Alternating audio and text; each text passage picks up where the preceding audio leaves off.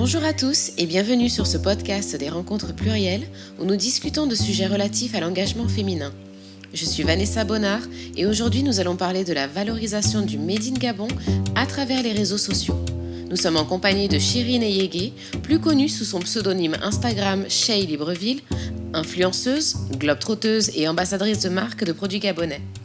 Elle participe activement à la promotion du patrimoine culturel et touristique du Gabon, ainsi qu'à la diffusion de produits Made in Gabon.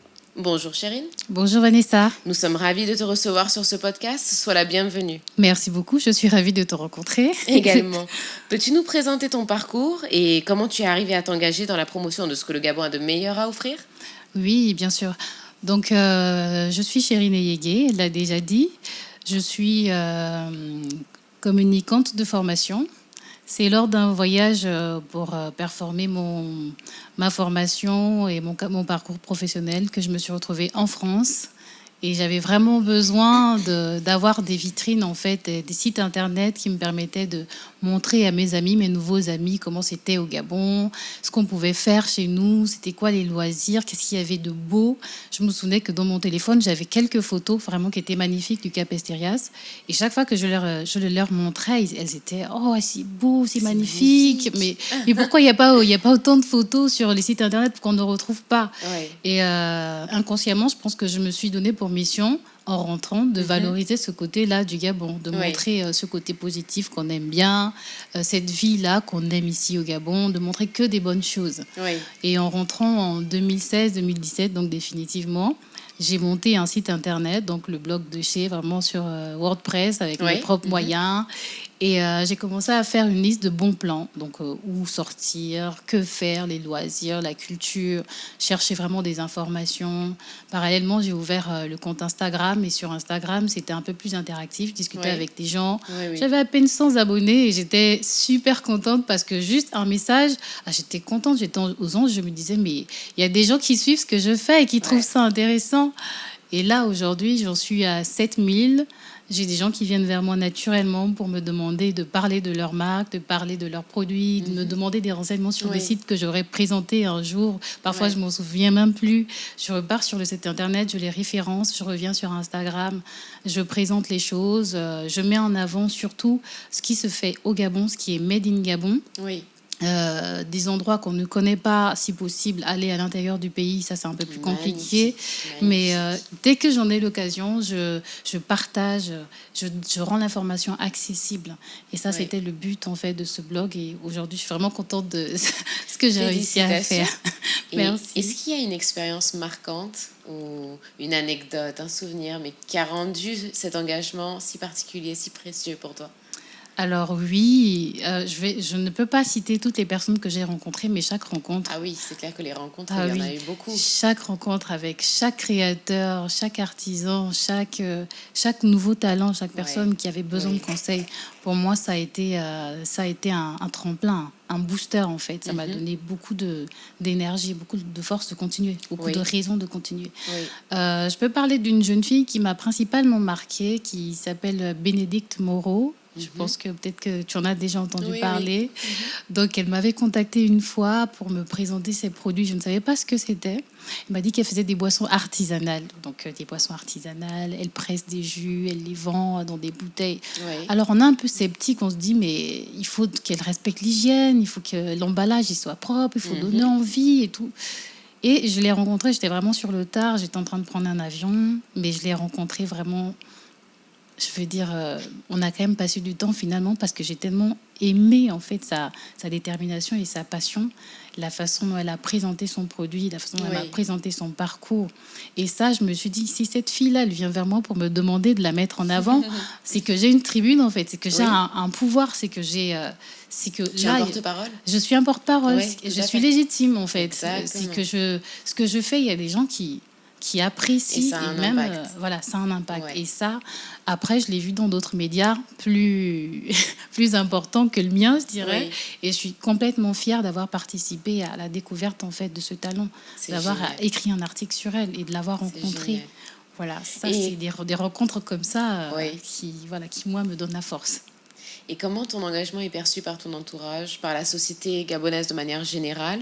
Quels en sont les impacts en fait? Est-ce que tu sens qu'il y a un impact? Là, tu parlais de Bénédicte, mais autour de toi, parmi la communauté d'artisans et des marques que tu représentes, est-ce que tu vois une différence entre le avant-après le fait que tu en aies parlé? Est-ce qu'elles peuvent bénéficier en fait peut-être de davantage de ventes, davantage de visibilité? Est-ce qu'il y a une fidélisation au niveau de leurs nouveaux clients? Quel a été l'impact en fait pour tous ces gens-là que tu aides? Alors, moi, il y a deux impacts dans ma vie. Donc déjà, pour ces personnes-là, je vais venir. Oui, Mais déjà, pour la société gabonaise en général, ou plutôt d'abord pour ma famille, oui, je suis contente parce que il y a une semaine, j'étais à Lambaréné pour le road trip que j'ai fait à l'intérieur du pays. oui. Et mon père, il ne comprenait pas trop, en fait, qu'est-ce que tu fais? C'est un voyage de plaisance, tu dépenses de C'est l'argent. abstrait pour lui. C'était vraiment incompréhensible. Il se posait plein de questions. Oui, J'ai pris le temps de m'asseoir et je pense que j'ai plein de proches comme ça qui me voient partager des publications et qui se demandent, mais en fait, qu'est-ce qu'elle ils fait tout le comprennent temps pas sur les réseaux vraiment. sociaux, en fait. Ouais. Et donc, il a pris le temps de m'écouter. Il est allé sur le site internet. Ouais. Il était choqué. Il était choqué et fier. En fait, c'était marrant de voir cette réaction. Il m'a dit, mais c'est toi qui as fait ça? J'ai fait un site internet. J'ai fait un site internet où il y a des marques qui viennent. Ouais. C'est une vitrine, en fait. Et à côté, il y a des articles. Ça a l'air bien monté. Ouais. Ça donne envie. La navigation, elle est facile. Lui, il est dans les télécoms. Hein, donc, il est très D'accord, technique. Donc, ok. il était. Oui. Mais je savais pas que ça avait une telle ampleur. Mais je savais pas que Ouais. c'était. Mais je peux vous assurer qu'il m'a encouragée. Je veux dire, s'il y avait moyen, il m'a béni en fait. Je me suis sentie C'est encore une fois génial ça. adulée là dans ce que je fais parce que comprise. Oui. Et au niveau des marques, pour moi, je veux dire que l'influence, elle est montée. Donc Ouais. moi, j'ai pas la même force ou la même visibilité que j'avais il y a 2 ans. Donc ça a progressé. Il y a Ouais. des marques qui m'ont fait confiance dès le début. Oui. Je ne saurais pas dire qu'elles ont eu 10 ventes, mais je dirais qu'elles ont eu de la visibilité. Il y a au moins 7000 personnes, où avant il y avait peut-être 5000, il y avait 100, elles ont eu plus de visibilité à travers ces visibilités-là. Ouais. Il y en a qui ont qui ont fait des collabs, il y en a qui ont vendu, il y en a qui, Ouais. voilà, il y en a qui ont eu des vitrines et ils se disaient, mais en fait, voilà, on ne savait pas que ça avait, ce genre, que ce retour-là, on l'aurait. Oui. Oui. Donc, ça a été aussi des rencontres, en fait, des échanges. Et dans l'échange, on partage nos connaissances, qu'est-ce qu'il faut C'est faire, d'abord un comment se échange mettre. humain. C'est vraiment un Ouais. échange humain, on se conseille. Et au niveau des marques, il y en a plein comme ça, en fait. Et on se revoit, D'accord. donc on recollabore ensemble parce qu'on est satisfait, en fait, Oui. les unes des autres de la façon dont on porte Des nos fruits de la projets, relation. des Ouais. fruits de la relation, voilà. Exactement. Et voilà, pour Et les marques. quels sont les principaux obstacles que tu rencontres dans ta mission au quotidien? Le fait d'être constante, en fait, c'est de la création de contenu. Oui. C'est comme une télé. Oui. Dans la télé, on a besoin de journalistes pour apporter des sujets. On a besoin du technicien qui fait le montage. On a Oui. besoin de l'après-vente ou qui répond aux messages derrière, aux Oui. multiples questions. Et tout ça, le faire seul. Et parfois, on en a juste trop. Il y a un trop Il y a plein. beaucoup On a de... besoin La de charge faire de travail est importante la charge de travail pour importante. tenir le site C'est ça. Et on ne peut et pas la la page. quantifier vraiment. On ne peut pas Ouais. la quantifier. Je peux pas, moi, aujourd'hui, si je devais me payer en heures de travail, parce que c'est tout le temps. Parfois, je me retrouve à préparer ces salaires Le anodins contenu. comme ça, mais Oui. finalement, je me mets à faire du contenu très tard la nuit. Oui. Oui.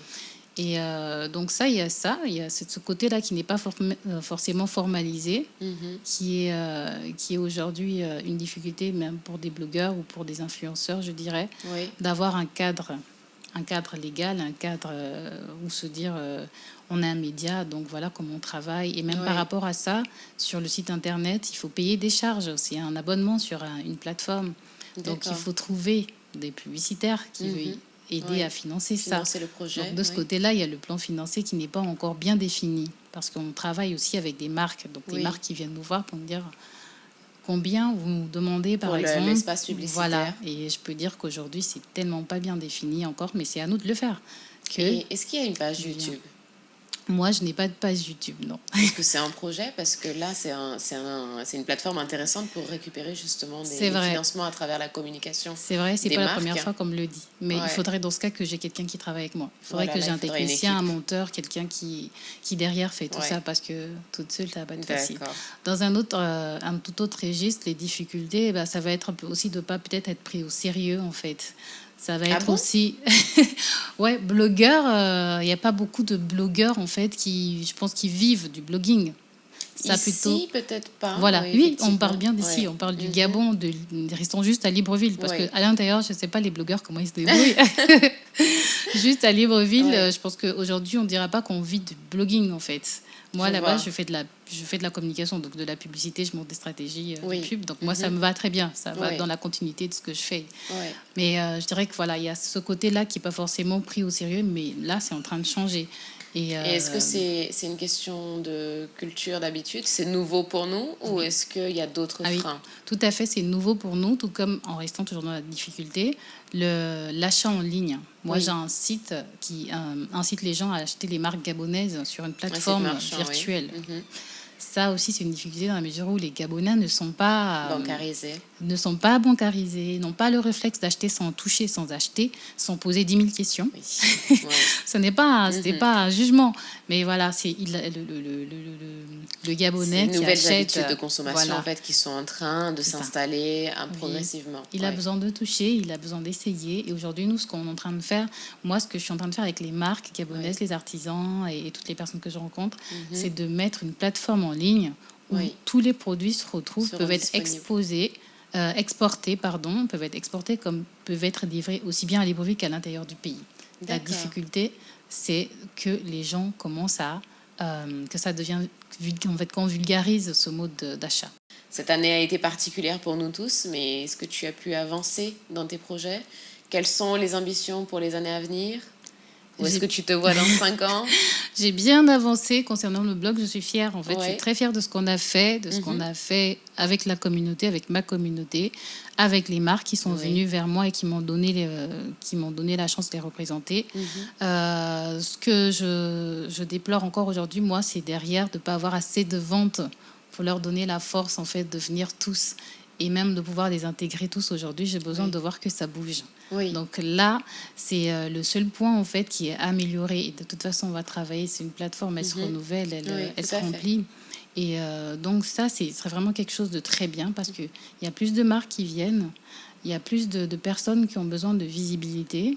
Et ce genre de plateforme offre une opportunité en fait à chacun d'être visible par le plus grand nombre.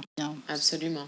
Donc, et est-ce que tu sens que là, au stade où tu en es, tu inspires une jeune génération? Oui. Partage d'expérience. Oui. Les réseaux sociaux, là, c'est une explosion de fou. Quand on est arrivé, vraiment, quand je suis arrivée en 2016, 2017, c'est pas le même engouement que je perçois aujourd'hui, où il y a plein de gens qui me disent mais comment vous avez fait, qu'est-ce qu'il faut faire pour avoir du bon contenu, moi je veux être blogueuse, partager ma page et je vais d'abord dans le conseil en disant avant de partager du contenu, il faut être sûr que on est rempli, en fait, on a la ligne éditoriale, elle soit claire, que le compte il soit déjà assez habillé pour que lorsqu'on le partage, lorsqu'on lui donne de la visibilité, les gens qui viennent ne viennent pas faire un tour, mais qu'ils restent, en fait.